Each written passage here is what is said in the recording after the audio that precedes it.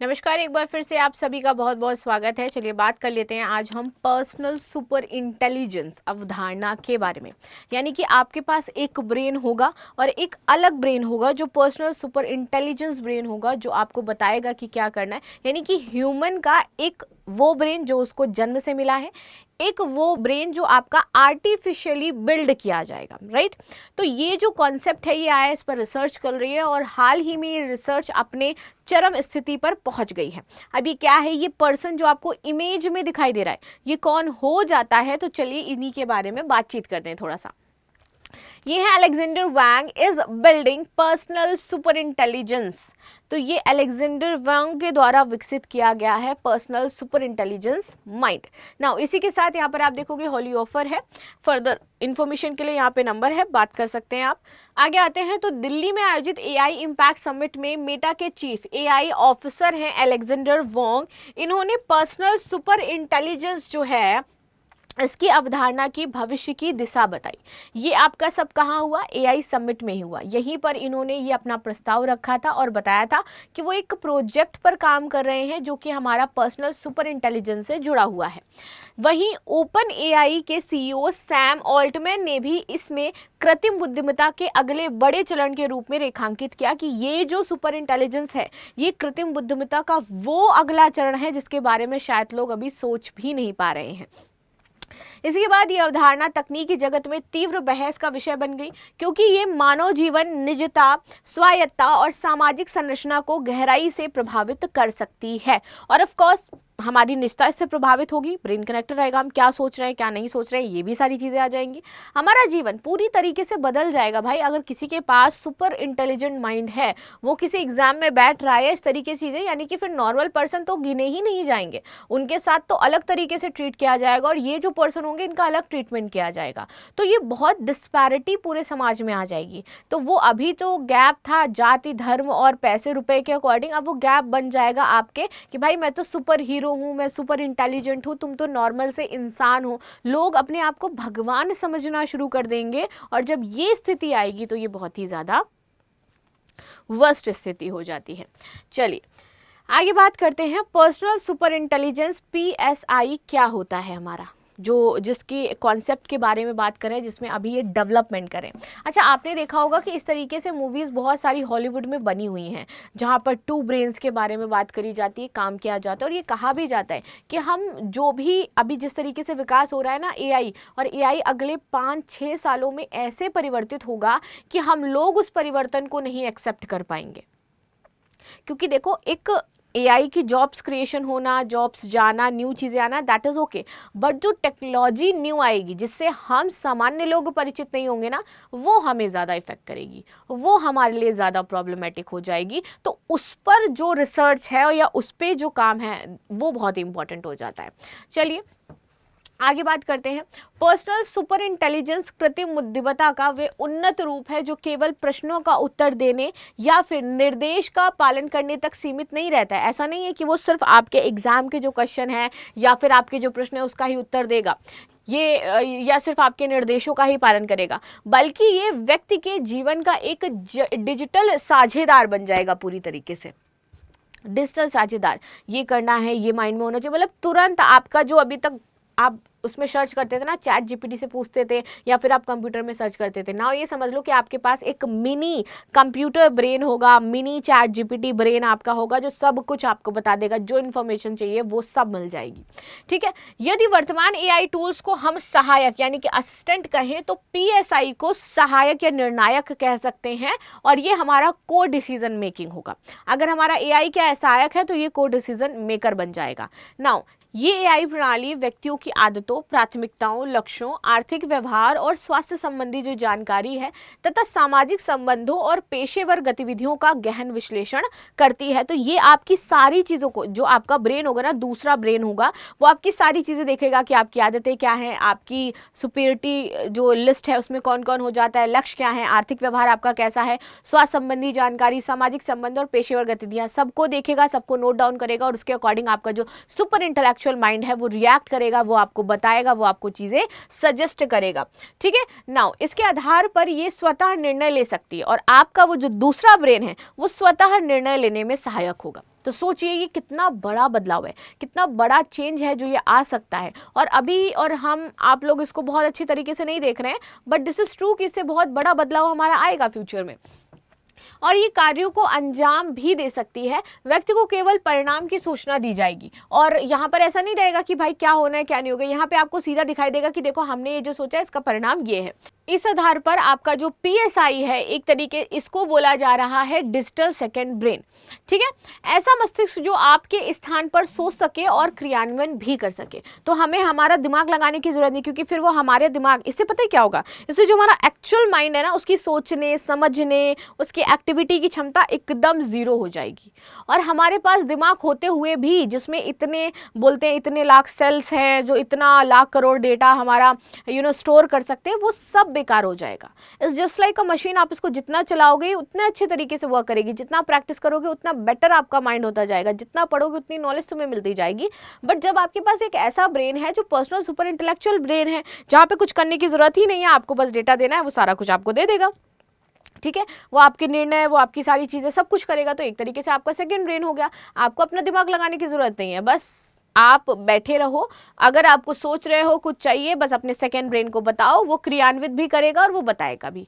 पारंपरिक AI और जो PSI है उसमें अंतर क्या है हमारा, कि AI से कैसे ये PSI अलग है, ठीक है। तो देखिए भाई, इसको वर्तमान AI मॉडल जैसे कि ChatGPT आधारित प्रणालियां उपयोगकर्ता के प्रश्नों पर निर्भर होती हैं, ठीक है, वे प्रतिक्रियात्मक होती हैं। इसके विपरीत जो PSI है वो क्या होती है, प्रोएक्टिव होगी। उदाहरण के लिए यदि आप छुट्टी की योजना बनाना चाहते हैं तो सामान्य AI से आपको प्रश्न पूछना होगा कि कौन सा स्थान उपयुक्त रहेगा। ऐसा ही होता है ना, हम ऐसा ही प्रोसेस फॉलो करते हैं। परंतु अगर हम PSI की बात करें तो आपके कैलेंडर, बैंक बैलेंस और पूर्व यात्रा इतिहास और आपका कार्यभार का विश्लेषण करके स्वयं छुट्टी की योजना वो बना सकता है। आपको ये सब नहीं करना है, वो योजना बना करके दे देगा, कैसे जाओगे, क्या करोगे, क्या करना है, कब रुकना है, कितना रुकना है, सारी चीजें।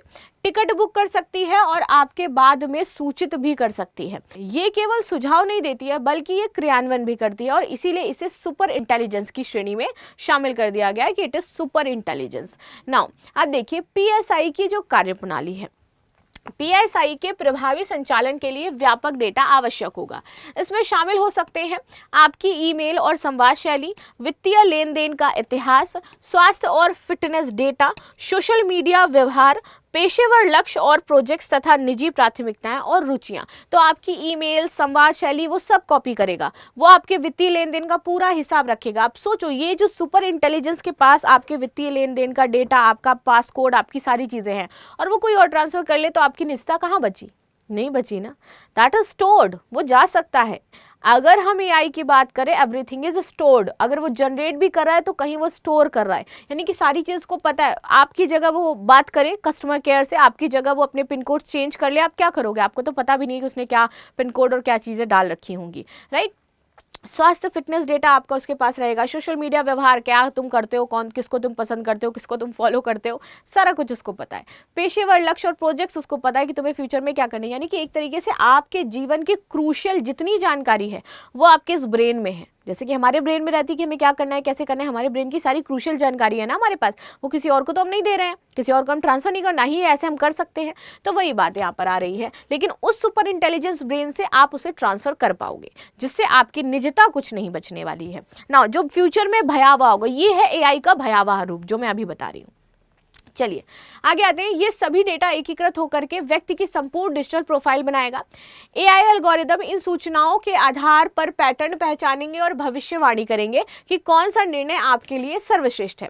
इस प्रणाली की विशेषता ये होगी कि ये जीवन के विभिन्न क्षेत्रों को अलग अलग नहीं देखेगी, बल्कि उन्हें परस्पर संबंधित मान करके निर्णय लेगी। उदाहरण के लिए, यदि आपका स्वास्थ्य डेटा थकान दर्शाता है और कार्य कैलेंडर अत्यधिक व्यस्त है, तो PSI स्वतः ही कुछ बैठकों को पुनर्निर्धारित कर सकती है। वो खुद ही कह देगी कि भाई आपका बॉडी मुझे थका हुआ लग रहा है, लेकिन आपकी मीटिंग्स हैं, तो मैं आपकी मीटिंग्स खुद ही रीअरेंज कर देती हूँ। आपसे वो नहीं पूछेगी, अपने according meetings rearrange, that's it. आपको बता देगी कि सर मैंने आपकी मीटिंग्स रीअरेंज कर दी है बिकॉज आप थके हुए थे। आप समझ लो कि ये कितनी तेज है। इसके बाद संभावित लाभ, तो समय और श्रम की बचत होगी क्योंकि दैनिक प्रशासनिक कार्यों का स्वचालन होता रहेगा, आपको कुछ करना ही नहीं पड़ेगा। इसके बाद उच्च उत्पादन, डेटा आधारित निर्णय अधिक प्रभावी हो सकते हैं, ये माना जा रहा था। व्यक्तिगत अनुकूल सेवाएं और अनुभव पूरी तरीके से व्यक्ति की जरूरतों के अनुसार होंगे। त्रुटियों की कमी, मानवीय भूल की संभावना बहुत ही कम हो जाएगी, लेकिन जो आगे भूल होगी वो सबसे बड़ी होगी। जीवन की गुणवत्ता में सुधार, बेहतर समय प्रबंधन और स्वास्थ्य निगरानी संभव हो पाएगी, विशेषकर भारत जैसे देश में जहां डिजिटल भुगतान, ई गवर्नेंस, इंटरनेट उपयोग तेजी से बढ़ रहा है और पीएसआई को बड़े पैमाने पर लागू करना अपेक्षाकृत आसान माना जा रहा है कि इंडिया में ये सबसे बड़ा मार्केट देगा हमें। अब देखो संभावित जोखिम और चुनौतियां क्या हो सकती हैं, तो निजता और डेटा सुरक्षा। जैसे मैंने बताया कि पीएसआई को व्यक्ति के जीवन की लगभग हर जानकारी होगी, आपकी वो जानकारी कहीं ना कहीं स्टोर भी हो रही होगी, लेकिन अगर आपका डेटा चोरी हो जाता है, साइबर हमले होते हैं या फिर आपका सर्विलांस की आशंका फिर बढ़ जाएगी, तब क्या करोगे। इसके बाद खुद सोचने की आदत आपकी कमजोर हो जाएगी। जो मैंने बोला कि जब कोई दूसरा ही आपके सारे काम करेगा, आप खुद निर्णय लेने लायक बचोगे नहीं, आप हर एक निर्णय के लिए अपने सुपर ब्रेन की तरफ डिपेंडेंट रहोगे। आपकी रचनात्मक क्षमता, जो क्रिएटिविटी लेवल है, वो खत्म हो जाएगा। दीर्घकाल में यह मानसिक विकास को आपके प्रभावित करेगा और आपका मानसिक विकास धीरे धीरे छोटा, जैसे कि मिलेनियम से जनजेड हमारे क्या है, कम उनकी आईक्यू है और ऐसे ऐसे धीरे ये आईक्यू घटती जाएगी हमारी। फीडबैक लूप समस्या, एआई एल्गोरिदम वही जानकारी प्रस्तुत कर सकते हैं जो उनके विश्लेषण के अनुसार उपयुक्त होती है, इसमें व्यक्ति वैकल्पिक दृष्टिकोण से वंचित हो सकता है। विविधता और नवीनता की कमी व्यक्तिगत विकास को करेगी, सीमित करेगी। सामाजिक और आर्थिक प्रभाव क्या होंगे, तो यदि पीएसआई व्यापक रूप से लागू होती है तो कई प्रशासनिक और प्रबंधकीय नौकरियां अप्रासंगिक हो सकती हैं। इससे रोजगार संरचना में बदलाव आएगा, साथ ही डिजिटल जो विभाजन है वो गहरा सकता है। जो लोग इस तकनीक तक नहीं पहुंच पाएंगे वो यहाँ पर आपके पिछड़ सकते हैं। नैतिक और दार्शनिक प्रश्न, क्या मशीन द्वारा लिए गए निर्णय वास्तव में आपके निर्णय होंगे। यदि एआई आपके स्थान पर सोचती है तो स्वतंत्र इच्छा का क्या अर्थ हो जाएगा। ये प्रश्न केवल तकनीकी नहीं बल्कि दार्शनिक भी और नैतिक भी है। भारत में इसकी क्या भूमिका है। देखो, भारत में पीएसआई के लिए उपयुक्त बाजार इसलिए माना जा रहा है क्योंकि हम लोग बहुत ज़्यादा इन्वॉल्व हैं, हमारे पास विशाल युवा आबादी है, ठीक है। डिजिटल अवसंरचना हमारे यहाँ तेजी से बढ़ रही है, इसीलिए यहाँ पर इस अवधारणा को पेश भी किया गया क्योंकि ये मार्केट बहुत बड़ा है, दुनिया की सबसे बड़ी आबादी हम हो जाते हैं। स्टार्टअप संस्कृति सशक्त हुई है और सरकार डिजिटली पहले व्यापक तौर पर चला रही है। पर्सनल सुपर इंटेलिजेंस की अगर हम बात करें तो ये मानव जीवन में अभूतपूर्व रूप से सरल और कुशल बना सकती है। ये समय भी बचा सकती है और ये निर्णयों को अधिक प्रभावी भी बना सकती है और हमारा जो जीवन है इसकी गुणवत्ता बढ़ा सकती है।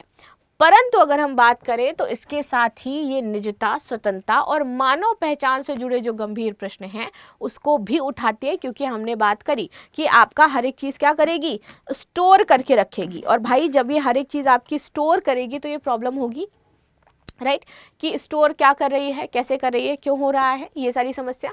परंतु इसके साथ ही ये निष्ठा, स्वतंत्रता और मानव पहचान से जुड़े जो गंभीर प्रश्न है उसको उठाएगी। तकनीकी प्रगति को रोकना संभव नहीं है। ऐसा नहीं है कि जो तकनीकी प्रगति है उसको हम रोक देंगे, ये हमारे हाथ में ही नहीं है, हम उसको नहीं रोक सकते इस तरीके से, ठीक है। ये एक तरीके कर लो कि अगर इन हैंड देखा जाए तो नहीं कर सकते हैं भाई, क्योंकि ये चल रहा है, ये समय ऐसा है, ये दौर ऐसा है कि यहाँ पर ये सारी चीज़ें होंगी, तो कुछ भी हमारे बस में नहीं है कि हम इसको रोक पाए। परंतु उसे नियंत्रित और नैतिक ढांचे में ढालना ये है हमारे हाथ में, और इसीलिए इंडिया ने एक मानव एआई जो सिस्टम था उसको बोला कि हम मानव एआई की तरफ बढ़ रहे हैं। मॉरल और एथिकल यूज़ करना है, एक्सेसिबिलिटी की बात करता है, नेशनल सॉवरेंटी की बात करता है, एक्शन की बात करता है, और यहाँ पर इसके वैलिडेशन की बात करता है कि भैया सभी जो लोग हैं इसको वैलिडेशन दें और जो मल्टी लैंग्वेज हो वो ये हो पाए। तो इस तरीके से हम मानव एआई की बात करते हैं जो इन सारी चीज़ों को समझता है, और नैतिक एआई की बात करता है। यदि पीएसआई को पारदर्शिता, जवाबदेहिता और मजबूत डेटा सुरक्षा के साथ विकसित किया जाए तो ये मानव जीवन में सशक्त भी होगा और सहयोगी भी होगा। लास्ट में हमारा क्वेश्चन है कि दिल्ली में आयोजित एआई इम्पैक्ट समिट में पर्सनल सुपर इंटेलिजेंस पीएसआई की अवधारणा पर किसने विशेष रूप से चर्चा की। अलेक्जेंडर, जेनशन, टिम कुक और मार्क जुकरबर्ग। तो क्या यहाँ पर हो जाता है राइट आंसर, मुझे ज़रूर बताइएगा। मिलते हैं हम लोग नेक्स्ट क्लास में, तब तक के लिए धन्यवाद। लाइक, शेयर, सब्सक्राइब करना आपको नहीं भूलना है, and thank you so much.